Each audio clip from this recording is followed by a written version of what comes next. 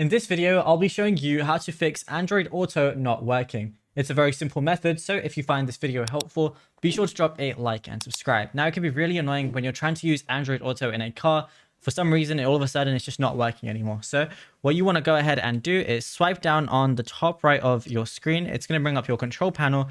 Then go over to your settings application, then go to connections. Once you're in connections, just go ahead and make sure Bluetooth is on. If it's on and it's still not working, just switch it off, wait a minute, and then switch it back on again.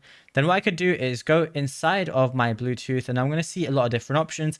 Just go ahead and try and find the specific car that you're looking for. Now, once you've done that and you've made sure Bluetooth is on, all I want to do is go back and I want to go to connected devices. I'm going to see all the different devices that might be connected and stuff. And then I want to go to Android Auto, which is at the very bottom.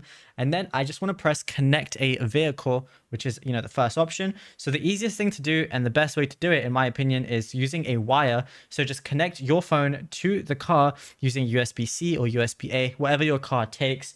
And then your phone is going to be instantly recognized on your car. Now, the final thing I would recommend doing if all of those things don't work is go all the way, scroll down to apps. Once you're in apps, what you got to do is find Android Auto, which is usually going to be near the top anyway. Then you're going to see permissions. You want to make sure that it has permissions for everything and that no permissions are denied.